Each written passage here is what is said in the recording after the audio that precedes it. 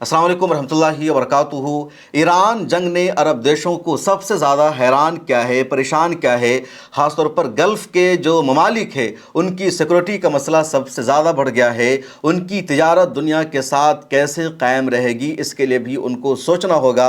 और अब अरब के जो दानिशवरान हैं, जो इंटेलेक्चुअल हैं या हुकूमत में बैठे लोग हैं, वो इस पर सोचने लगे हैं, काम करने लगे हैं। क्योंकि अमरीका और ईरान की जंग में जो कुछ मामला हुआ है उसके बाद अरब देशों की सिक्योरिटी का मामला आ गया है, उनकी तिजारत का मामला फंस गया है, उनकी जो एनर्जी और तवानाई है जो पूरी दुनिया में पहुंचती है उस पर सवाल खड़े हो गए हैं। क्योंकि तमाम खलीजी देशों का जो रास्ता है स्ट्रेट ऑफ हुर्मुज़ से होकर गुज़रता है और ईरान अब बार बार कह रहा है कि पिछले 47 सालों से अबनाए हुर्मुज़ का जो दस्तूर और उसूल था अब वो नहीं रहेगा, बल्कि यहाँ गुज़रने वाले जहाज़ों पर टैक्स लगाया जाएगा, उनसे पैसा वसूला जाएगा। और स्ट्रेट ऑफ हुर्मुज़ का ताल्लुक़ बराह रास्त तमाम खलीजी देशों से है, ख़ासतौर पर Iraq, Kuwait, Bahrain, Qatar, United Arab इमारात और सऊदी अरबिया को भी मान लीजिए। तो इन देशों में जो पेट्रोल निकलता है, इन देशों में जो तेल निकलता है, या इन देशों में जो सामान पूरी दुनिया से आता है, या इन देशों से जो सामान पूरी दुनिया को एक्सपोर्ट होता है, तो वो सारा का सारा अबनाए हुर्मुज़ से गुज़र कर जाता है। सऊदी अरब और ओमान के पास ऑप्शन है, उसके अलावा किसी और खलीजी देश के पास ऑप्शन नहीं है। और ईरान ने ये ऐलान करके कब स्टेट ऑफ हुर्मुज़ का उसूल और दस्तूर बदल जाएगा, इन तमाम ममालिक को सबसे ज़्यादा परेशान कर दिया है। दूसरी तरफ ईरान ने जिस तरह अमरीकी हमलों का सामना किया है, अमेरिका को जवाब दिया है, इसराइल पर ईरान ने हमला किया है, जिस तरह ईरान की एयरफोर्स ने अमरीकी जहाज़ों को मार गिराया है, ग्राउंड इन्वेजन करने की अमरीका हिम्मत नहीं कर सका और ईरान के पास मिसाइल की टेक्नोलॉजी है। अरब देश बिल्कुल खौफज़दा है, परेशान है और अपनी सिक्योरिटी के लिए, अपनी नई तिजारती राहदारी के लिए और अपनी एनर्जी और अपनी चीज़ों को दुनिया तक पहुंचाने के लिए मुतबादिल ऑप्शंस पर गौर कर रहे हैं। इसके लिए बातचीत का, मशवरे का सिलसिला शुरू हो चुका है। और इसी हवाले से एक अहम तरीन आर्टिकल आया है अल जज़ीरा में, अरब के बहुत ही मशहूर इंटेलेक्चुअल और दानिश्वर फैसल अब्दुल हमीद अल मदहका का। अल जज़ीरा में अपने लिखे गए आर्टिकल में कई अहम तरीन पॉइंट्स की तरफ उन्होंने इशारा किया। साथ ही उन्होंने इस बात पर जोर दिया है कि अब वक्त आ गया है खलीजी ममालिक अपना नेटो बनाएं, अपना फ़ौजी इत्तेहाद कायम करे। उन्होंने ये भी कहा कि खलीजी ममालिक सिर्फ अपने दम पर कोई मजबूत नेटो कायम नहीं कर सकते हैं, इनका कोई मजबूत फ़ौजी इत्तेहाद नहीं बन सकता है, बल्कि इनको दो में से किसी एक मुस्लिम देश की मदद लेनी होगी। और वो मुस्लिम देश या तो पाकिस्तान हो सकता है या तुर्की हो सकता है। आगे मैं पूरी तफसील आपको बताने जा रहा हूँ। अल मदहका ने अपने आर्टिकल में कहा कि ये जंग अमरीका, इसराइल और ईरान के दरमियान है। खलीजी ममालिक ने, अरब देशों ने अभी तक हिकमत अमली का मुजाहरा किया है और वो इस जंग का हिस्सा नहीं बने। इसराइल और अमरीका की पूरी कोशिश थी, उधर ईरान का भी शुरू से एजेंडा था अरब देश इस जंग का हिस्सा बन जाए, सऊदी अरब ईरान पर जवाबी कार्रवाई करे, कुवैत जवाबी कार्रवाई करे, कतर और इसी तरह बहरीन जवाबी कार्रवाई करे। लेकिन खलीजी ममालिक ने हिकमत अमली से काम लिया और उन्होंने लगातार ईरान का हमला होने के बावजूद भी ईरान के ख़िलाफ़ कोई जवाबी कार्रवाई नहीं की और खलीजी ममालिक ने एक मजबूत फ़ौजी इत्तेहाद कायम किया है। खलीज के कई ऐसे देश थे जो बहुत ज़्यादा गुस्से में थे, नाराज़ थे। इंटरनल मीटिंग में वो चाह रहे थे कि ईरान पर हमला किया जाए, जवाबी कार्रवाई की जाए, क्योंकि ईरान ने तमाम लिमिट्स को क्रॉस कर दिया है। लेकिन इसके बावजूद, गुस्सा और नाराज़गी के बावजूद, अरब देशों ने सब्र से काम लिया, हिकमत अमली से काम लिया और सभी देशों ने एक मुश्तरका फ़ौजी हिकमत अमली बनाई, जो खलीजी ममालिक की पहली कामयाबी है। अब इनके लिए दूसरा काम ये करना होगा कि इनको अपनी एनर्जी और अपनी तवानाई को पूरी दुनिया तक पहुँचाने के लिए एक मुतबादिल ऑप्शन पर गौर करना होगा। स्टेट ऑफ हुर्मुज़ का तनाज़ो अभी ख़त्म होने वाला नहीं है, ये लंबा चलेगा और हमेशा दर्द सर बना रहेगा। इसलिए इन तमाम खलीजी देशों को एक मुतबादिल ऑप्शन पर गौर करना चाहिए, एक नई तिजारती राहदारी कायम करनी चाहिए कि कैसे ایشیا سے، یورپ سے، امریکہ اور افریقہ سے ان کا تجارتی رشتہ قائم ہو جائے اور ابنائے ہرمز کی ان کو ضرورت نہ پڑے، یعنی ابنائے ہرمز کے بغیر بھی پوری دنیا کے ساتھ یہ اپنی تجارت جاری رکھ سکتے ہیں۔ اور اس کے لیے ایک ایجنڈا اور منصوبہ یہ ہے کہ سعودی عرب مشرقی صوبے سے ریڈ سی تک ایک نئی نہر کھودے، ایک نئی کنال قائم کرے، جس طرح سوئس کنال ہے یا بنائے باسفورس ہے یا کچھ دوسری اس طرح کی کنال پائی جاتی ہے، تو اسی طرح کا ایک پروجیکٹ سعودی عرب کو منظور کرنا ہوگا۔ دوسرا یہ ہے کہ پائپ لائن کا سلسلہ مزید آگے بڑھانا ہوگا، جس طرح سعودی عرب کے مشرقی علاقے سے ریڈ سی تک پائپ لائن موجود ہے، اسی طرح یونائٹڈ عرب امارات سے بھی ایک پائپ لائن جانی چاہیے ریڈ سی تک، قطر سے بھی ایک پائپ لائن جانی چاہیے، کویت اور بحرین سے بھی ایک پائپ لائن جانی چاہیے ریڈ سی تک، تاکہ اسٹیٹ آف ہرمز کے بغیر بھی ان دیشوں کی جو توانائی ہے، یہاں کی جو انرجی ہے، یہاں کا جو گیس ہے، تیل ہے، وہ پوری دنیا تک پہنچ سکے اور ایران پر ان کو انحصار نہ کرنا پڑے۔ تیسرا اہم ترین پوائنٹ فیصل عبدالحمید المدھکا کے آرٹیکل اور اوپینین کا یہ ہے کہ ابنائے ہرمز کا ایران کو کنٹرول کرنے کا دعویٰ کرنا انٹرنیشنل لا کی خلاف ورزی ہے۔ سمندری قانون میں باضابطہ یہ وضاحت موجود ہے کہ ابنائے ہرمز سب کے لیے کھلا رہے گا، وہاں کوئی ٹیکس نہیں لگا سکتا ہے، کسی کا اس پر قبضہ نہیں ہو سکتا ہے۔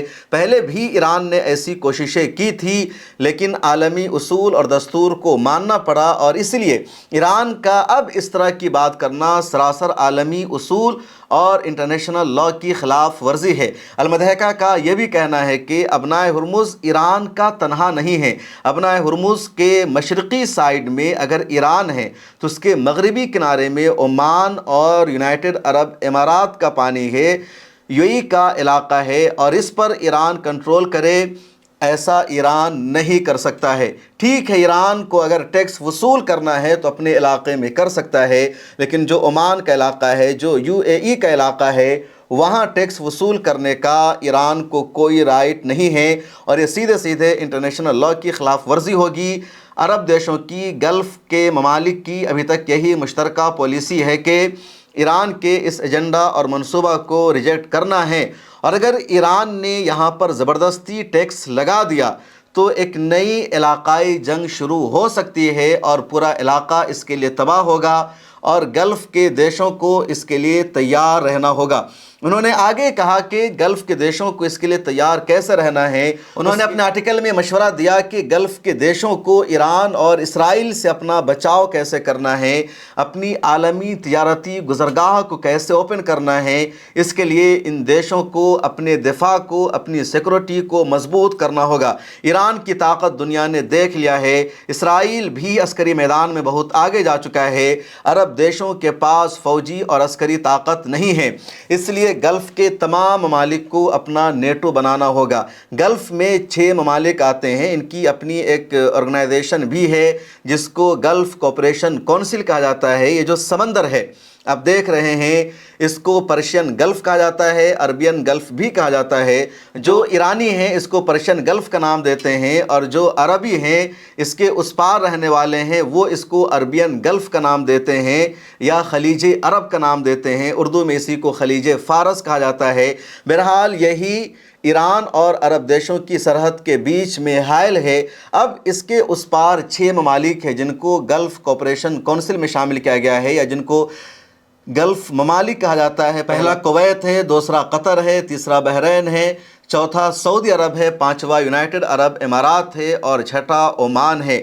عمان اور ایران کا رشتہ کچھ اچھا ہے، اس کے علاوہ کسی بھی گلف کے دیش کا ایران کے ساتھ رشتہ اچھا نہیں ہے، اور عمان بھی اس بات کے لیے راضی نہیں ہے کہ ایران کے ساتھ مل کر وہ اسٹیٹ آف ہرمز سے ٹیکس وصول کرے۔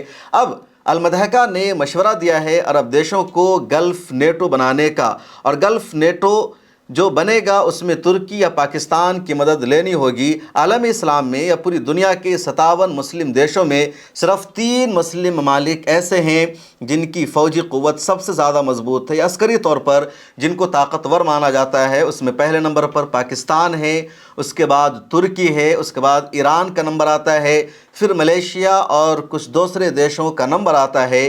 پاکستان واحد مسلم دیش ہے جس کے پاس ایٹمی بم ہے، جس کی ایئر فورس کافی مضبوط مانی جاتی ہے، جس کی نیوی بھی اچھی خاصی طاقتور مانی جاتی ہے۔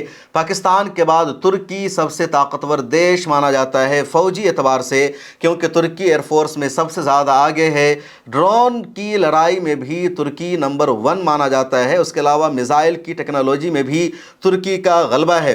ترکی کو ایک اور ایج یہ حاصل ہے کہ ترکی نیٹو کا ممبر ہے، تو ترکی پر کوئی بھی دیش حملہ کرنے کی جرات نہیں کر سکتا، کیونکہ ترکی پر حملہ نیٹو کے تمام ممالک پر حملہ مانا جاتا ہے، اور تمام ممالک مل کر پھر جنگ لڑتے ہیں اس دیش کے خلاف، تو ترکی کو یہ اہمیت حاصل ہے۔ ترکی کی مسلم دیشوں میں ایک اور بڑی اہمیت یہ ہے کہ ترکی واحد مسلم دیش ہے جس کا فوجی اڈہ دنیا کے دوسرے دیشوں میں پایا جاتا ہے، یا دوسرے لفظوں میں آپ یہ سمجھیں کہ امریکہ کے بعد ترکی دوسرے نمبر پر ایسا ملک ہے جس کا سب سے زیادہ پوری دنیا میں فوجی اڈہ پایا جاتا ہے۔ جی ہاں، آپ نے صحیح سنا، امریکہ کا تقریباً پوری دنیا میں 750 سے 800 تک فوجی اڈہ ہے۔ امریکہ کے تقریباً 700 سے 800 تک ملٹری بیسز پوری دنیا میں موجود ہیں، اور امریکہ کے بعد دوسرے نمبر پر ترکی ہے جس کے پوری دنیا میں 130 سے زیادہ فوجی اڈے اور ملٹری بیسز ہیں۔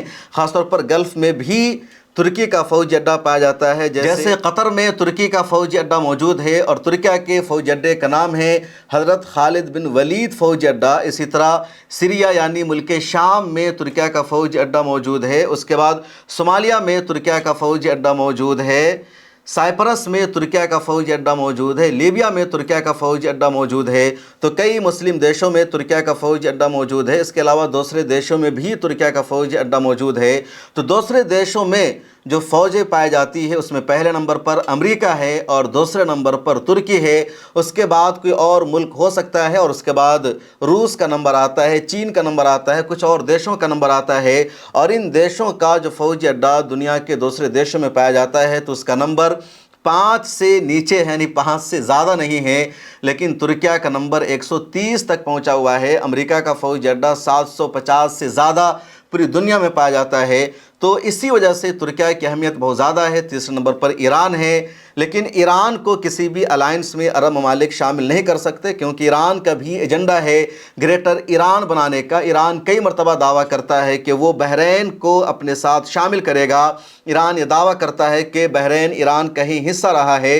کئی مرتبہ ایران کے جو انٹلیکچول اور دانشور ہیں وہ بیچ بیچ میں کہتے رہتے ہیں کہ انہیں حرم شریف تک پہنچنا ہے اور جنت البقیع میں حضرت فاطمۃ الزہرا کا مزار بنانا ہے، جو دوسرے اہم ترین صحابہ کرام ہیں اور جن کو شیعہ مسلک میں اہمیت حاصل ہے یا امام کا مرتبہ حاصل ہے، ان کی قبروں کی دوبارہ تعمیر کرنی ہے، مزار بنانا ہے۔ دلی میں کل بھی ایک کانفرنس منعقد ہوئی جس کو نام دیا گیا البقیع کانفرنس، اور اس میں مقررین نے آ کر یہی کہا کہ سعودی عرب کا جنت البقیع پر قبضہ غیر قانونی ہے، انلیگل ہے، ہمیں جنت البقیع پر قبضہ کرنا ہے۔ وہاں جو اہم ترین صحابہ کرام ہیں، خاص طور پر شیعہ مسلک میں جن کو بہت زیادہ اہمیت حاصل ہے، ان کے مزارات کی تعمیر کرنی ہے، تو لگاتار اس طرح کا شوشہ چھوڑا جاتا ہے۔ اس کے علاوہ کویت میں بھی لگاتار شیعوں کو آگے بڑھایا جاتا ہے۔ عراق میں صدام حسین کی حکومت کو ختم کرنے میں ایران نے اہم ترین رول نبھایا تھا۔ تو اسی وجہ سے جو سنی ورلڈ ہے وہ ایران پر زیادہ بھروسہ نہیں کرتے ہیں، کیونکہ ایران اپنے ان تمام ایجنڈوں کو ساتھ لے کر چلتا ہے۔ امریکہ اور اسرائیل کے خلاف تو ایران اور دنیا بھر کے مسلم دیشوں میں اتحاد پایا جاتا ہے، اتفاق پایا جاتا ہے، لیکن جب آپس کا معاملہ آ جاتا ہے تو پھر ایران اپنا ایجنڈا سامنے لے کر آ جاتا ہے، اور اسی وجہ سے مسلم ممالک میں ایران کے ساتھ زیادہ اتحاد اور اتفاق نہیں ہو پاتا ہے۔ تو عرب دیشوں کے پاس ترکی یا پاکستان کے ساتھ مل کر اپنا نیٹو بنانے کا آپشن ہے، اور یہی فیصل عبدالحمید المحکمہ نے ایڈوائز کیا ہے، مشورہ دیا ہے کہ ترکی کو ملا کر یا پاکستان کو ساتھ لے کر گلف کے ممالک اپنا نیٹو بنا سکتے ہیں، اور یہ ان کی ریجنل سیکورٹی کے لیے، ان کی علاقائی سلامتی کے لیے، ان کی نئی تجارتی گزرگاہ کے لیے، پوری دنیا سے ان کا رابطہ برقرار رہے، اس کے لیے ضروری ہے۔ اور اگر یہ گلف کے ممالک نے نہیں کیا تو اگلے دنوں میں ان کو दोहरी मुसीबत का सामना करना पड़ सकता है। एक तरफ इसराइल इनको निशाना बनाएगा, इसराइल अपने एजेंडा पर अमल करेगा और वो है ग्रेटर इसराइल का एजेंडा, और उसमें इराक़ शामिल है, सीरिया शामिल है, लेबनान शामिल है, उर्दन शामिल है, और सऊदी अरब का भी कुछ इलाका इंक्लूड है, तुर्किया का कुछ इलाका भी ग्रेटर इसराइल में इंक्लूड हो जाता है। या फिर ईरान का अपना एजेंडा है कि हमें ग्रेटर ईरान बनाना है। ईरान की एक लड़ाई यूनाइटेड अरब इमारात के साथ भी चल रही है। 3 आइलैंड ऐसे हैं खलीज फ़ारस में, यूएई का दावा है कि वो हमारा है और ईरान कहता है हमारा है, और उस पर कंट्रोवर्सी है। इंटरनेशनल कोर्ट में उसका मुकदमा भी चल रहा है, लेकिन फ़िलहाल वो ईरान के कंट्रोल में है, ईरान के कब्ज़े में है। और स्ट्रेट ऑफ हुर्मुज़ को ईरान अगर मुकम्मल तौर पर अपने कंट्रोल में ले लेता है तो इलाक़ाई ममालिक के साथ, गल्फ़ देशों के साथ ईरान की एक नई लड़ाई शुरू हो जाएगी। इसीलिए अरब देशों के दानिशवरान का अपने हुक्मरानों को बार बार ये मशवरा है, कब वक्त आ गया है हम अपना नेटो बनाएं और तुर्की या पाकिस्तान की मदद लें। सऊदी अरब का पाकिस्तान के साथ पहले से म्यूचुअल डिफेंस एग्रीमेंट मौजूद है। तकरीबन 25,000 से ज़्यादा पाकिस्तानी आर्मी सऊदी अरब में इस वक्त पाई जाती है। तुर्किया का फ़ौजी अड्डा कतर में पाया जाता है। यूएई तनहा है, और अब यूनाइटेड अरब इमारात भी कोशिश कर रहा है किसी न किसी देश के साथ दिफाई समझौता या माहदा करने की। फैसल अब्दुल हमीद अल मधैका ने एक और एडवाइस दिया है अरब देशों को, और वो ये कि ये तमाम गल्फ़ के ममालिक अपने यहाँ रेलवे का नेटवर्क कायम करें, और रेलवे का निज़ाम होना चाहिए। अभी तक अरब देशों में रेलवे का निज़ाम नहीं पाया जाता है। यूनाइटेड अरब इमारात में मेट्रो है, कतर में मेट्रो है, सऊदी अरब में भी मेट्रो की शुरुआत हो चुकी है, लेकिन इन तमाम ममालिक के दरमियान रेलवे का नेटवर्क नहीं पाया जाता है। ख़ुद यूनाइटेड अरब इमारात जिसमें 7 स्टेट्स मौजूद हैं, वहाँ भी अभी तक रेलवे का नेटवर्क नहीं पाया जाता है। अभी यूनाइटेड अरब इमारात में रेलवे नेटवर्क पर काम चल रहा है, और कोशिश ये है यूनाइटेड अरब इमारात के हुक्मरानों की कि यूएई के जितने 7 सूबे हैं उनमें से सबको एक दूसरे से रेलवे निज़ाम के ज़रिए कनेक्ट किया जाए। चुनांचे वहाँ दुबई एक अलग स्टेट है, अबू धाबी एक अलग स्टेट है, रासुल खैमा एक अलग स्टेट है, शारजा एक अलग स्टेट है। तो इन तमाम सूबों के बीच में रेलवे का निज़ाम कायम किया जा रहा है। लेकिन अल मधैका का मशवरा यह है कि UAE, Oman, Bahrain, Qatar, Kuwait और सऊदी अरब के दरमियान बाज़ाब्ता रेलवे का इंटरनल निज़ाम होना चाहिए। उसके बाद इस निज़ाम को एशिया से जोड़ना चाहिए, चीन से जोड़ना चाहिए, ताकि एक ज़मीनी रास्ता हो जाए अरब देशों के पास अपने सामान को, अपने प्रोडक्ट्स को पूरी दुनिया तक पहुंचाने के लिए, और स्टेट ऑफ हुर्मुज़ पर उनको डिपेंड ना होना पड़े। तो इस तरह का मशवरा दिया है, और पिछले दिनों में और भी कई अरब राइटर्स ने बाज़ाब्ता अपनी हुकूमत को कहा है कि अब वक्त आ गया है कि आप अमेरिका पर भरोसा ना करें, क्योंकि जून 2025 की जंग में, इसी तरह फ़लस्तीन की जंग में, गज़ा की लड़ाई में, और अब अमेरिका ईरान वार में ये बात पूरी दुनिया के सामने वाज़ हो गई है। और अरब ममालिक के हुक्मरानों ने भी इस बात पर यकीन कर लिया है कि अमेरिकी फ़ौजी अड्डा उनकी सरज़मीन पर इसराइल की हिफाजत के लिए है, इसराइल की सलामती के लिए है, इनकी सलामती के लिए नहीं है। अमेरिका की प्रायोरिटी इसराइल है, अरब ममालिक नहीं है। और इसलिए वहाँ के अब दानिशवरान बार बार अपील कर रहे हैं कि आप अपना दिफाई माहदा तब्दील करो, अमेरिका को छोड़ो, तुर्की और पाकिस्तान के साथ माहदा करो। पिछले दिनों सऊदी अरब के फ़ॉरेन मिनिस्टर शहज़ादा फैसल बिन फरहान की एक वीडियो भी दुनिया भर में वायरल हुई, जिसमें उन्होंने ये कहा था कि सऊदी अरब अपनी फ़ॉरेन पॉलिसी अपने मफाद को सामने रखते हुए तरतीब देता है। सऊदी अरब अमेरिका से अगर रिश्ता रखे या रूस और चीन से रिश्ता रखे, उसमें सऊदी अरब के मफाद को तरजीह दिया जाता है। सऊदी अरब ये नहीं देखता है कि अमेरिका क्या चाहता है या दुनिया का कोई और देश क्या चाह रहा है। सऊदी अरब का जो फ़ायदा है, सऊदी अरब के जो मफादात है, उसको फ़र्स्ट प्रायोरिटी मिलती है। और दुनिया भर के तज्ज़िया निगारों ने उसका मतलब यही निकाला था कि अब सऊदी अरब धीरे धीरे अमरीकी फ़ौजी अड्डा को अपने यहाँ से ख़त्म करने जा रहा है, अमरीकी फ़ौजियों को वापस भेज रहा है, और एक माहौल बन रहा है। किसी देश की जब फ़ॉरेन पॉलिसी तब्दील होती है, कोई भी देश जब कोई बड़ा कदम उठाता है, तो धीरे धीरे इसी तरह आवाम का जहन तब्दील किया जाता है, माहौल बनाया जाता है। और अब अरब के जो राइटर्स है, जर्नलिस्ट है, वो अपने हुक्मरानों को मशवरा दे रहे हैं कि हमें अपने दिफा के लिए, अपने बचाव के लिए, अपनी रीजनल सिक्योरिटी के लिए क्या करना चाहिए, क्या نہیں کرنا چاہیے، اور ایسے میں یہ جو تجزیہ ہے، جو تبصرہ ہے، بہت زیادہ اہمیت کا حامل ہے۔ اب دیکھنا یہ ہے کہ اگلے دنوں میں عرب دیشوں کا فیصلہ کیا ہوتا ہے۔